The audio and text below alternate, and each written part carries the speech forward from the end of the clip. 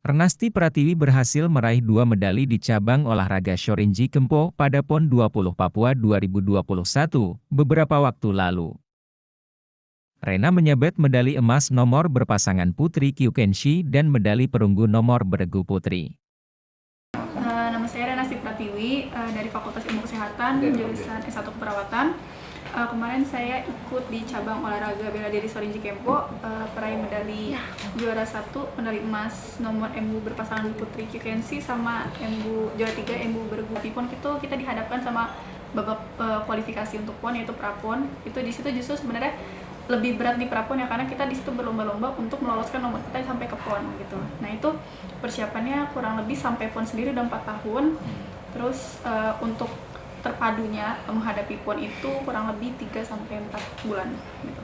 Itu di Gor Cempaka Putih, cuma kemarin sempat Covid tinggi dan salah satu tim Kempo juga terdampak gitu, hampir semuanya terpapar juga. Akhirnya dengan laporan-laporan adanya terpapar itu beberapa cabur yang sebelumnya sempat terpapar akhirnya dikarantina bersama-sama tes terpadu di Ragunan, PPOP Ragunan. Tim Kemo berapa orang Mbak? Kemarin total ada 10 atlet, 2 pelatih, 2 asisten pelatih, 1 manajer. Kalau untuk atletnya aja berapa?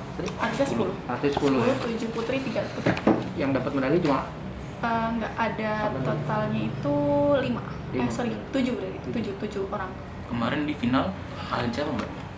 Untuk di nomor pasangannya, peringkat 1 aku, peringkat 2-nya itu NTT, peringkat 3-nya itu Jawa Barat.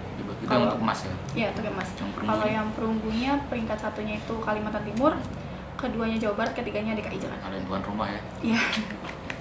Kalau Mbak sendiri belajar Kempo dari kapan? Aku dari kelas 5 SD 2011. Gitu. Itu belajarnya di mana? Itu kita tuh terlatihnya tuh dari klub-klub kecil, dari setiap kota, nanti dari situ baru disaring ke. Boleh disebut klubnya mana Mbak? Dojo Pertamina Pekapalan. Pekapalan Pertamina di Jakarta Utara. Dojo. Nah, dojo. Itu dari urusan orang tua atau memang mau ke Kempo sendiri dulu? Sebenarnya sebelumnya punya kakak juga yang Kempo, akhirnya keikut juga pengen. Turun menurun. Jadi kebetulan emang keluarga basicnya juga bela diri semua. Mbak, kemarin selama pelatda Mbak, itu kan pasti kan bagi waktunya bingung ya antara kuliah dan latihan. Itu gimana Mbak mensiasatinya? Karena kebetulan online. Kalau waktu prapon emang saya ngajin cuti gitu, karena harus bolak-balik dan tes terpadu itu ya kita bener-bener latihan sehari 3 kali gitu. Jadi untuk bolak-balik itu susah, jadi emang mengajukan cuti. Terus kalau kemarin karena kebetulan online, jadi emang dapat keringanan juga dari kampus gitu. Pengalaman dari kemarin fighting itu apa Mbak yang membuat cedera? Pernah nggak apa yang membuat? Sering gitu ya? Sering. Kemarin di Kempo itu? Kemarin waktu PON sendiri ada masalah di shoulder, ada masalah di ankle juga gitu. Sebelum-sebelumnya juga pernah rahang geser gitu, udah pernah semua. Waktu di PON kemarin nggak cedera siapa? Ada ankle sama shoulder. Tapi kok bisa menang? Apa kiatnya? Ada, selama kita persiapan tuh kita emang ada terapi-terapi latihan selalu, emang disupport juga dari KONI DKI itu menghadirkan fisioterapi, terus massage juga, pokoknya penunjang-penunjang kita supaya bisa tampil maksimal di PON. Terus ya mungkin semangat juga kali ya, jadi emang pas pertandingan ya sakitnya juga hilang juga gitu. Lawan terberatnya dulu kira-kira siapa sebelum menang? Dan di daerah mana gitu? Kira-kira Lawan terberat sebenarnya diri sendiri sih. Oh gitu ya? Diri sendiri, karena kepercayaan diri yang perlu diituin. Mantap. Jadi semua lawan mah enteng ya? Ya, bisa ngalahin diri sendiri. Terus gimana orang keluarga dukung gimana?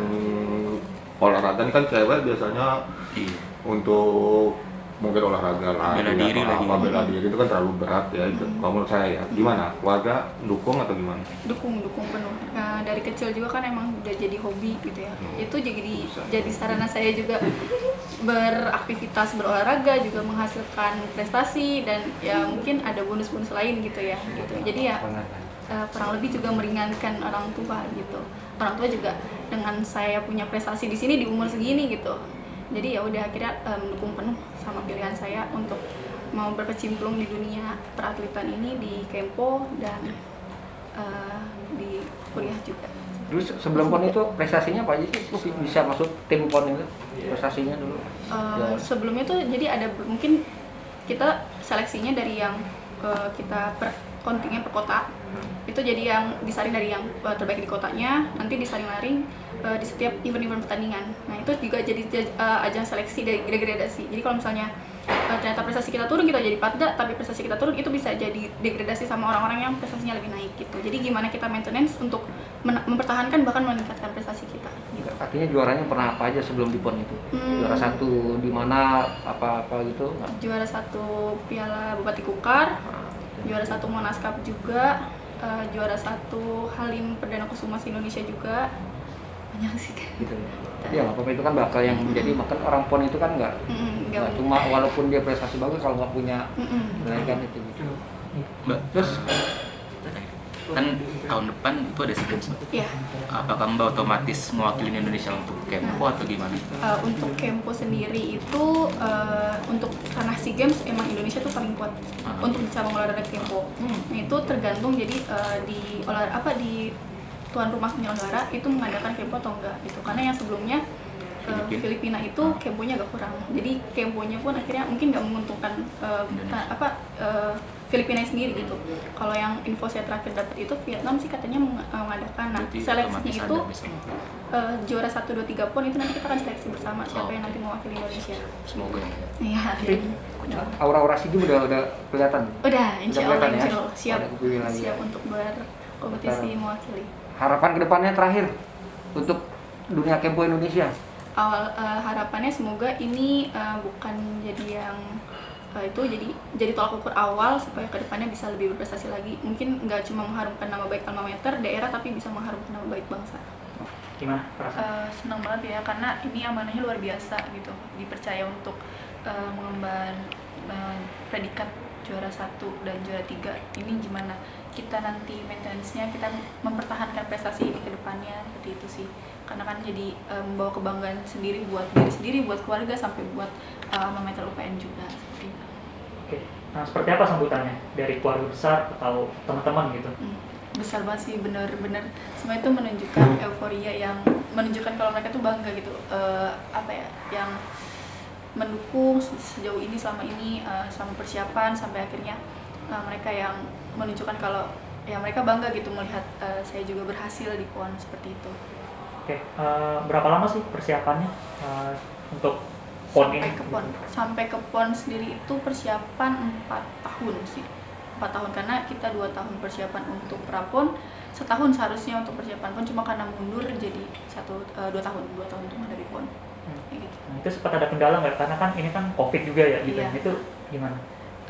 Ada sih kendala karena kan kemarin kebetulan tim Kempo juga sempat terpapar gitu ya. Jadi kita sempat pending latihan tuh sekitar 3 bulan, dan selama pandemi COVID ini kita juga sempat melakukan latihan secara online. Jadi kita latihan di rumah gitu, terus kita latihan bareng-bareng by Zoom gitu sampai akhirnya bisa melakukan latihan offline. Itu prosesnya panjang banget sih karena juga udah sempat terpapar sampai akhirnya KONI memberikan fasilitas yang luar biasa, kita bisa latihan di Ragunan, itu yang semua fasilitas sudah ada. Nah, ini kan Rena kan dapat medali emas nih. Nah, medali emas nih dipersembahkan untuk siapa nih?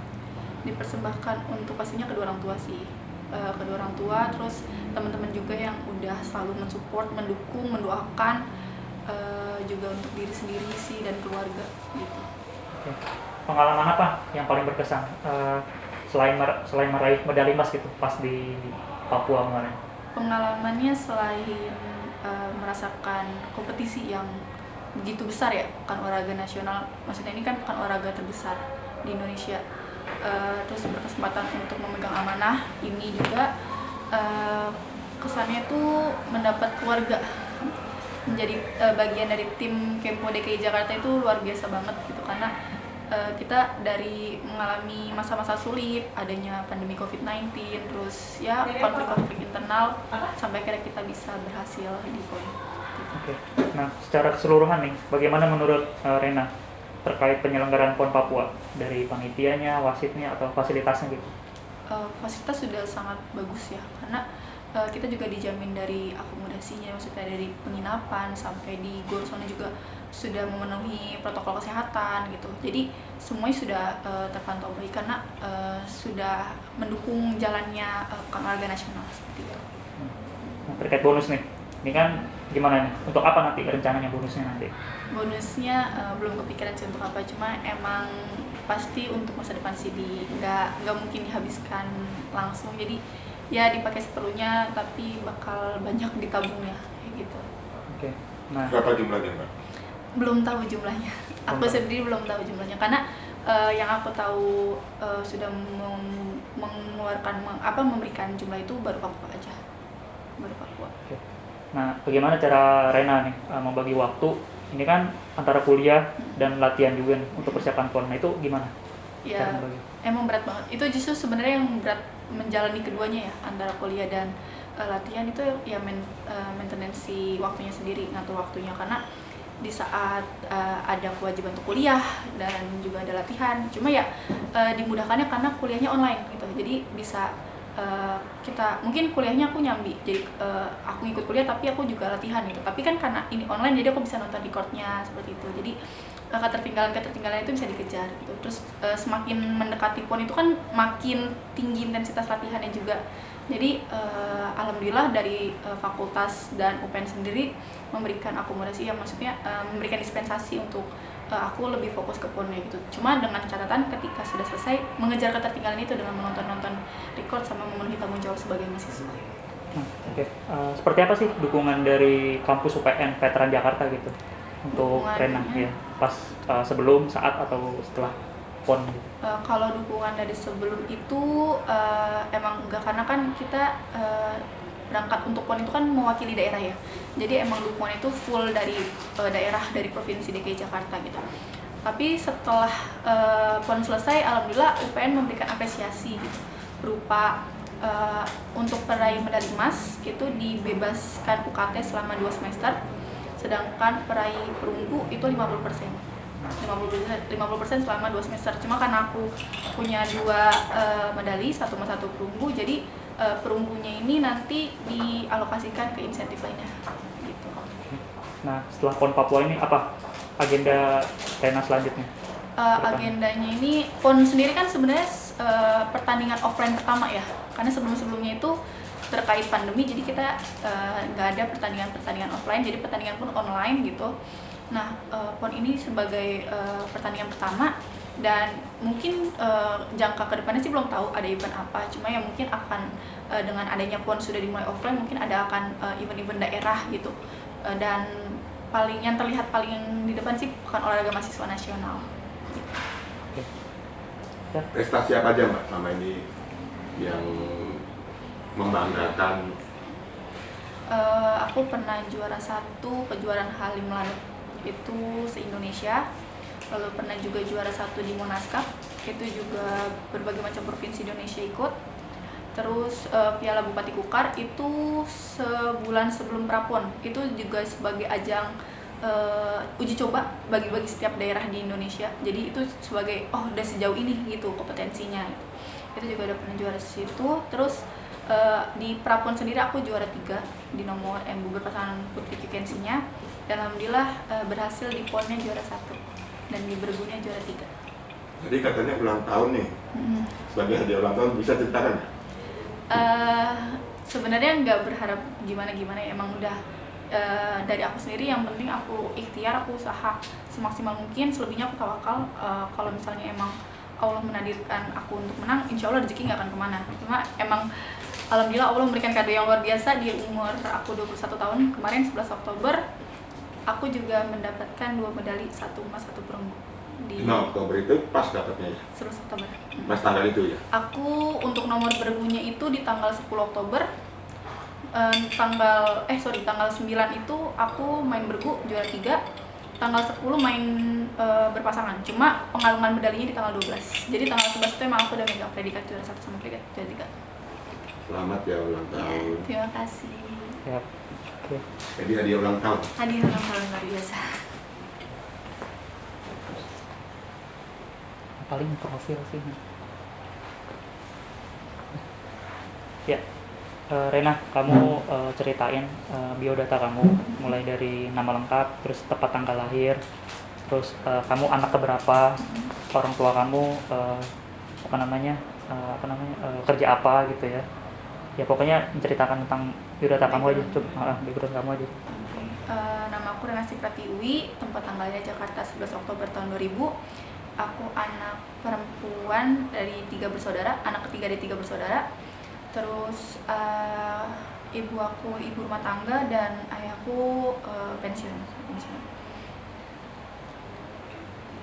Saat ini kamu kuliah Ya, saat ini kuliah di Fakultas Ilmu Kesehatan UPN Veteran Jakarta, jurusan S1 Keperawatan, semester 7. Nah, bisa diceritakan nggak masa kecil kamu seperti apa sih waktu dulu gitu? Sampai ikut Kempo gitu.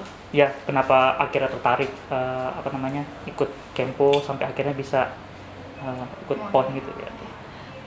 Jadi aku tuh pertama kali tahu Kempo emang dari kakakku tuh emang Kempo, dan sebenarnya ikut tuh udah pengen lama dari kecil, cuma mungkin orang tua melihatnya nih sekedar mau ikut-ikutan aja atau enggak gitu, minatnya udah bener-bener mau atau enggak gitu, sampai akhirnya diizinin untuk ikut Kempo itu di tahun 2011 kelas 5 SD. Itu ikut Kempo, terus emang background dari keluarga juga bela diri, papa dulu pernah silat, terus kakakku yang pertama juga pernah taekwondo. Akhirnya mungkin keikut dari keluarga bela diri juga, merasakan minat, akhirnya melanjutkan Kempo di tahun 2011 kelas 5 SD. Itu Kempo itu dari perintis dari kecil yang cuma per dojo, latihan di tiap dojo, terus sampai akhirnya diangkat di lapis 3. Lapis 3 itu seperti perwakilan kota Jakarta Utara waktu itu aku. Terus latihan, seleksi sampai akhirnya tersaring untuk jadi anggota dari Platda Lapis 2. Itu Lapis 2 itu yang nantinya akan dipersiapkan di PON gitu. Nah, terus dari berbagai macam kejuaraan yang sebagai seleksi untuk menjadi atlet Platda, itu aku terpilih untuk menjadi atlet Platda DKI Lapis 1 yang mewakili DKI nanti untuk menghadapi PON seperti itu. Nah, alasan kamu kenapa tertarik di olahraga Kempo itu apa sih alasannya? Karena keluarga satu basicnya bela diri, dan kakakku sendiri tuh emang orang Kempo juga, jadi akhirnya melihat keberhasilan kakak jadi pengen gitu mencontoh gitu. Oh, jadi termotivasi seperti itu Termotivasi. ya? Oke. Pernah nggak ngalamin cedera? Cedera sering. Apa aja yang paling Yang sampai sekarang masih menempel itu cedera shoulder, bahu, sama cedera ankle. Masih bermasalah akibat kemarin PON. Kemarin juga sebelum PON ini sempat dilakukan dry needling 2 kali sama akupuntur sebelum PON. Terus pernah juga rahangnya geser. Udah pernah sih. kapok? Enggak. enggak kapok gitu. Sampai Gimana? sekarang apa yang dirasain kayak cedera itu? Efek dari cederanya jadi nggak bisa berkendara lama sih jadinya. Jadi lebih berasa cepet capek, cepet nyeri gitu. Jadi emang harus balik lagi ke KONI. Nah, enaknya KONI DKI juga dia mewadahi sampai sesudah PON sendiri gitu. Jadi walaupun PON-nya udah selesai, ya dibenahi apa aja masalah-masalahnya gitu. Kayak aku ada cedera ankle dan cedera bahu, itu dianjurkan untuk kembali nanti diberikan terapi kayak fisioterapi, terus massage atau terapi latihan untuk penguatan gitu.